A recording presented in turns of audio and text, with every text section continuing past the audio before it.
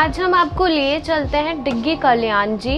डिग्गी कल्याण जी का मंदिर राजस्थान की राजधानी जयपुर से करीब 70 किलोमीटर की दूरी पर मालपुरा नामक स्थान के करीब डिग्गी नाम से एक छोटा सा कस्बा है। यह स्थान यहाँ पर स्थित प्रसिद्ध श्री कल्याण जी मंदिर के नाम से पूरे भारत भर में विख्यात है। श्री कल्याण जी मंदिर राजस्थान के प्रमुख तीर्थ स्थानों में गिना जाता है। यह एक पवित्र धाम है। यहाँ पर हर वर्ष लाखों श्रद्धालु हर शहर और गांव से आते हैं। इस मंदिर को डिग्गी कल्याण जी के नाम से पूरा संसार जानता है। यह पवित्र स्थान डिग्गी चौराहा से करीब 3 किलोमीटर दूर डिग्गी नामक कस्बे के बीच बना हुआ है।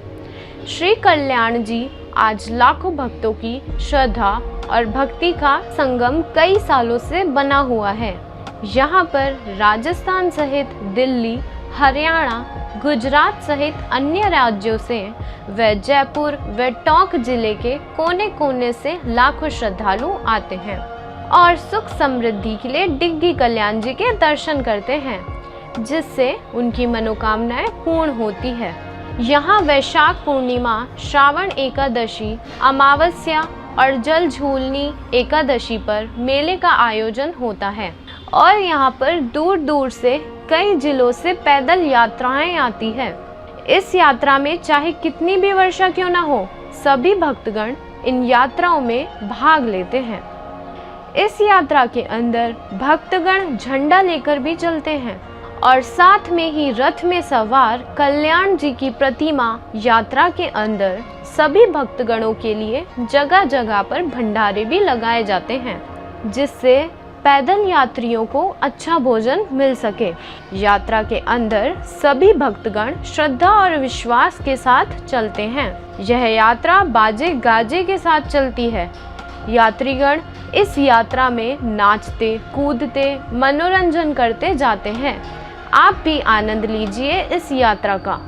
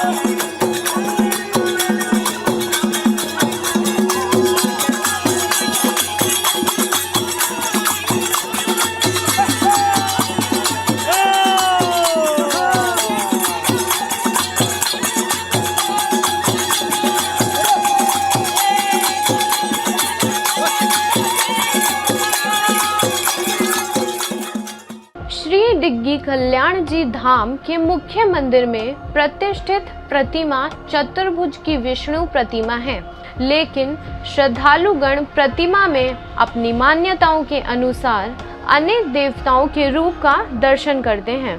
कल्याण जी की यात्रा पर आने वाले भक्तगण इस प्रतिमा में राम, कृष्ण तथा प्रद्युम्न के रूप के दर्शन कर गदगद हो उठते हैं और भगवान से घर में सुख शांति रहे और उनकी मनोकामनाएं पूर्ण हो उसकी प्रार्थना करते हैं। कल्याण जी का मुख्य प्रसाद भुने हुए चने होते हैं। आपको एक बात और बताती हूँ मैं, जब हम मंदिर में जाएंगे तो बाईं तरफ आपको बालाजी महाराज के दर्शन करने को मिलेंगे। आप जो ये मूर्तियाँ देख रहे हो ना, यह सातों बहनों की मूर्तियाँ हैं। जो यह आप दीवार के अंदर यह मूर्ति देख रहे हो ना, यह मूर्ति गणेश जी महाराज की है। मंदिर के अंदर भी मंदिर में हरिहर शिव पार्वती के भी दर्शन करने को मिलेंगे। यह जो आप मूर्ति देख रहे हो ना, यह पुरुषोत्तम जी महाराज की मूर्ति है। यह मूर्ति सिया राम जी व माता जी की है। आपको यहाँ पर लक्ष्मी नारायण जी महाराज के भी दर्शन होंगे और ब्रह्मा जी के भी। यह है गुरुमुखी चरणामृत। आप जो यह चरणामृत देख रहे हो ना, इसे पीने से आँखों की ज्योति वापस मिल जाती है और कुष्ठ रोग भी ठीक हो जाते हैं। भारत में ऐसे कई मंदिर हैं जिनकी उत्पत्ति और बनावट की शैली रहस्यों का खजाना है। आइए अब हम जानते हैं इस मंदिर के बारे में पुजारी भंवर लाल से। हाँ, बता रहा हूँ आपको कि जो राजा इंद्र था, इंद्र के वहाँ सभा हो रही थी। उस सभा के अंदर उर्वशी नाम की अप्सरा नृत्य कर रही थी और उसी समय में सनक और सनकादिक ऋषि नगन आ गए। सप्त ऋषि आ गए, उनमें 2 ऋषि नगन थे, सनक और सनकादिक ऋषि। उन नगन ऋषि को देख करके उर्वशी हंस गई। तो इंद्र ने सोचा कि ये बड़े संत आए हैं और ये हंसी है तो संतों का अपमान हुआ है। तो उर्वशी को कहा कि जा, तू मृत्युलोक में स्वर्ग में रहने काबिल नहीं है, मृत्युलोक के अंदर जा। 12 वर्ष के लिए उसको मृत्युलोक के लिए दंड दे दिया। वो मृत्युलोक में आ गई।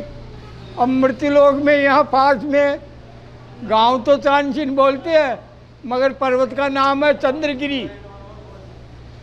चंद्रगिरी पर्वत है। इस पर्वत के ऊपर चंद्रमा नाम के ऋषि निवास करते थे। चंद्रमा नाम के ऋषि के निवास करते। तो उर्वशी उन ऋषि की शरण में अर्ज करी कि मैं अपना स्वर्ग में से आई हुई आपकी शरण में हूँ, मेरी लज्जा कैसे बचे, वो उपाय बताओ। तो ऋषि ने उसे दिन के अंदर घोड़ी का रूप और रात्रि को अप्सरा हो जाए, ये उसको वचन दे दिए। वो दिन में घोड़ी हो जाए और रात को अप्सरा हो जाए। तो वहाँ राजा डिगवक का बगीचा था। बगीचे में फल फ्रूट सब बहुत अच्छे लगे हुए थे। तो वो दिन में जब निकलती न तो बगीचे में आ जाती। बगीचे में आ जाती तो बगीचे को परकोटा था, वो परकोटा कूद जाती और फल फ्रूट को तोड़ती खाती। बागवान बाहर निकाल दे तो वो वापस बाहर आए तो वो वापस अंदर कूद जाए। बागवान के बस में नहीं हुई। तो बागवान ने सोचा कि राजा अपने ऊपर कोप हो जाएगा, तो राजा डिगवक से जाके कहो। तो राजा डिगवक से जाकर के उसने विनय की कि महाराज, एक घोड़ी ऐसी है जो परकोटा ही कूद जाती है और वो बगीचे से निकलती नहीं है, बगीचे को नष्ट वष्ट करती है। तो राजा के पहले 2 इच्छा रहती थी, घोड़ा घोड़ी तलवार, इनके ऊपर ज़्यादा उनका मन रहता था। तो ऐसी घोड़ी तो अपने पास में रहनी जो कोट ही कूद जाती है, ऐसी घोड़ी को तो अपन अपने हवाले में रखे। तो महाराज उसका उपाय पकड़ने का कितना ही उपाय किया पर वो पकड़ में नहीं आई। तो राजा ने एक दिन हुक्म दे दिया कि सब नगरवासी को ले चलो और परकोटा डाल दो, और यदि जिसके पास में होकर निकल जाएगी उसको मृत्युदंड, जिसके पास में होकर निकल जाएगी उसको मृत्युदंड दिया। सारा गांव राजा के बस में था, सब घर के आदमी आकर के परकोटा का घेर लिया, उसको घेर ली। अब वो अंदर बागवान ताड़ने गया, वो बाहर आई। अब परकोटा में उसने सबको छोड़ दिया और स्वयं राजा को कूद के निकल गई। अब राजा को कूद के, अब राजा को कौन मारे? मारे जिसको मारे, मारे मारे को कौन मारे? तो राजा ने सोचा कि ये मेरे ऊपर होके निकल के गई है तो मैं इसका पीछा करूं। तो राजा अपने घोड़े पर सवार होकर के उसका पीछा किया और पीछा किया तो वह उस समय आ गया रात्रि का। दूर कुछ दूर जाते ही समय वह जब घोड़ी की अप्सरा हो गई। राजा ने सोचा कि ये क्या बात है, कोई ये उगमाया है, कोई निशाचनी है, कोई चुड़ैल है क्या है, तो राजा लोग डरते भी नहीं थे पहले। तो बता तू है कौन? कि राजा तू मेरा पीछा क्यों क्यों रखा है? मैं स्वर्ग की रहने वाली राजा इंद्र की परी हूँ, मेरा नाम उर्वशी है। मैं श्राप के कारण 12 वर्ष के लिए मृत्युलोक में आई हूँ और तू तेरे ठिकाने जा। तो तू डूंगर में क्यों रहती है?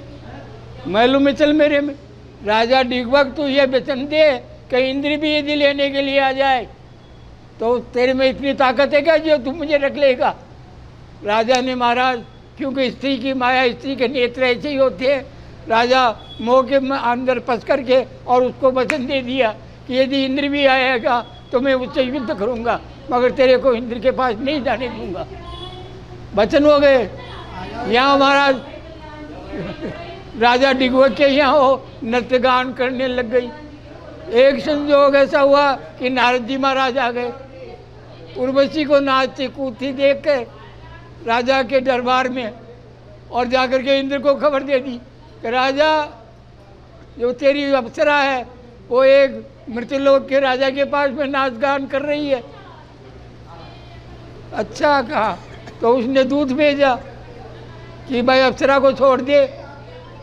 राजा बोला नहीं, मैं वचन दे रखा हूँ, कैसे छोड़ दूँ? तो महाराज उनके युद्ध की चेतावनी हो गई कि युद्ध करो और ले जाओ।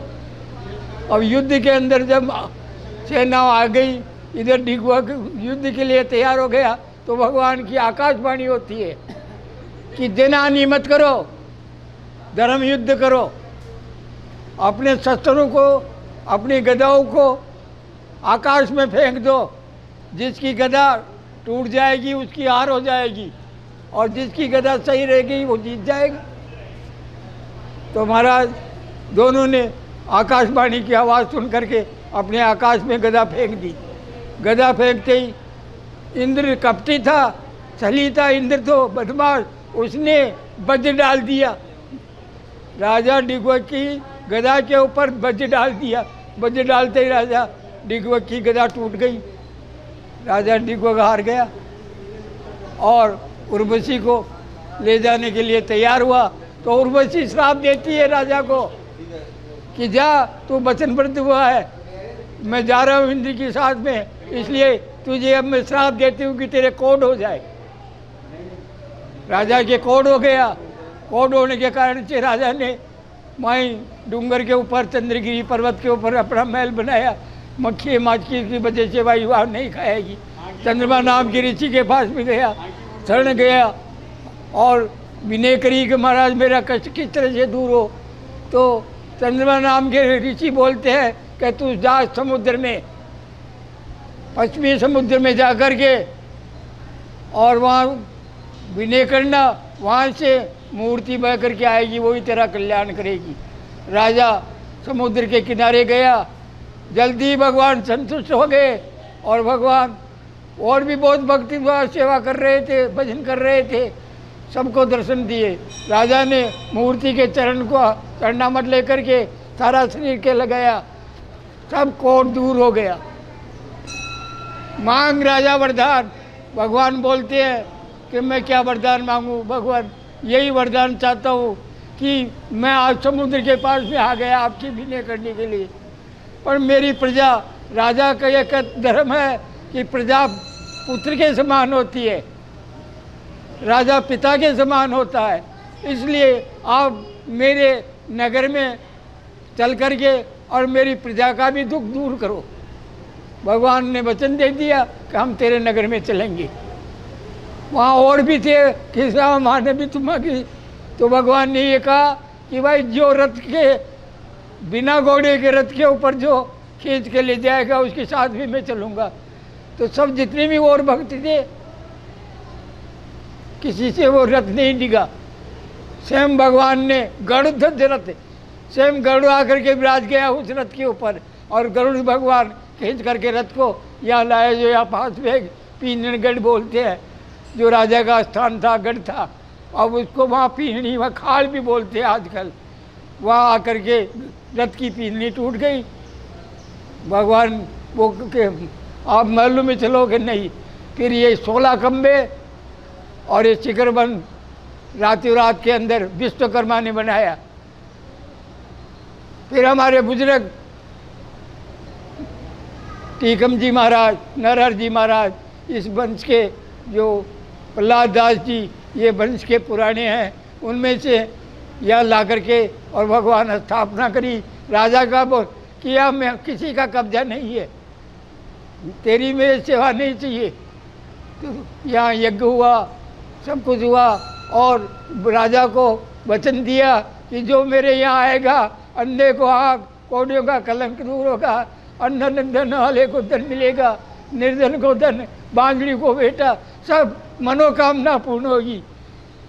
ये श्री जी महाराज ने वचन दिए हैं। आज इसी कारण से ये सब पैदल यात्रा अपने अपनी मनोकामना यहाँ लेकर के आते हैं, वो उन सब की पूर्ण करते हैं जब दुनिया आती है। बस आज 300 घर है इसकी सेवा करने वाले, 300, यानी एक टीकम जी, नरहर जी, प्रहलाद जी की औलाद 300 घर है, 300 घर का पालन पोषण कर रहे हैं। 7000 वर्ष पुराना मंदिर है।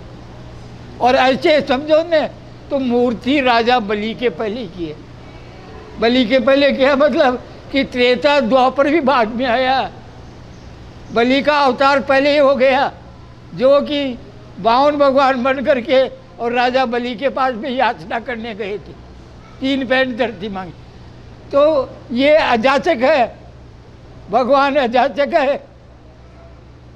राजा बलि के बाद में जितने भी अवतार हुए हैं ना, कृष्ण के, राम के, ये सब सीधे हाथ है, क्यों दान ली हुई है। और ये है श्री जी, ये महाविष्णु है, यानी, और ये है विष्णु, ये लक्ष्मी नारायण भगवान है, ये विष्णु है, वो महाविष्णु है। जितने ये 24 अवतार हुए हैं वो इनकी कला से हुई है, कल्याण जी की कला से 24 अवतार हुए हैं। और कलयुग के अंदर अब इनके शस्त्र भी विलोम है, जैसे दाएं हाथ के अंदर गदा रहनी चाहिए थी, वो बाएं हाथ में गदा है, दाएं हाथ में शंख है, चक्कर भी बाएं हाथ में है, ये दाएं हाथ में रहना चाहिए था, ये विष्णु। तो यानी ये कल्याणकारी है, शांतिकारी, जो आता है उसकी कामनाएं पूर्ण होती है, देने वाले हैं ये। बस पूर्ण ब्रह्म परमात्मा, एक ब्रह्म द्वितीय नास्ति। इनके वक्षस्थल में लक्ष्मी है, वक्षस्थल में लक्ष्मी है, और ब्रह्मा शंकर इनकी सेवा में खड़े हैं। शिखा के अंदर नरसिंह भगवान विराजमान है। ऐसे समझो तो ये सारे शिखर से लेकर के 24 अवतार ही मौजूद है यहाँ।